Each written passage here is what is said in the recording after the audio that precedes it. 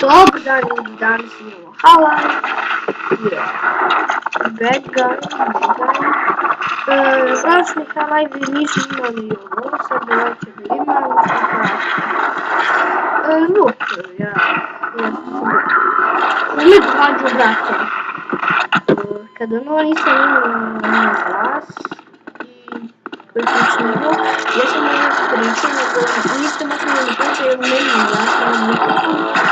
Ovo trebam knjigom. Gdje se ljudi javog Aleksa snima sranje, Half-Life? Da, jedva si mogu da pojavljaš nešto. Igramo na zajedno, kada možemo? da, ja sam ovaj kurac palac. Koji? Aleks? Ne, ja sam da Aleks, vidiš, mi smo se zamenili kompjutere, ja sam za njega zglab polju za moj. Da. Ujebem ti. I ja da kažem, sad imaš mikrofon, klip. Šta? Pa klip imaš. Koji klip? Klip sa zvukom. Pa, to sam rekao bio, nego ti tad nisi bio tu. Ja sam rekao to bio, ali ti nisi bio tad. Okej. Ujebem ti, gdje? Ovog puta sam se uvijek pitao kako vi znaju ovako dobro da igram. Ne, tako ti naziviš. Kako si bio ti? Ja sam, pogledaj mene, ja ništa nisam bio. Ja sam bio jedni.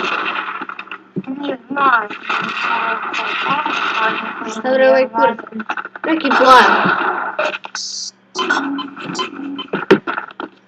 Gde si ti ja bre Aleksandar? U ovoj nekoj kao, znaš ona... Bio onaj Joy neki tamo. On je najjači. Jeste. 158. A on je samo 8. Ti si više ono što bio. Isto to ono, samo što da imam manji kilo. I ja ću se snimam sad Half-Life. Može, znači možemo neki put da snimamo zajedno. Možemo beše dalje, da.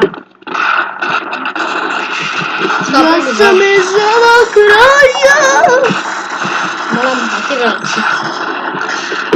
Begaj, Kako snimaš već? šta? Wow. Ne bojim. Pa kad si počeo? I oni se zapisali vreme, ajde malo ću bude duže tu. Okej. Znači, bit će teme kako ćemo nešto da radimo, samo da nešto... Pa puci ga me. Ja sam tu pored tebe, te gledam što radim. Ubio sam, da. Da sam ubio, ja mislim, da. Barem smo pre neki kill. Znači tako.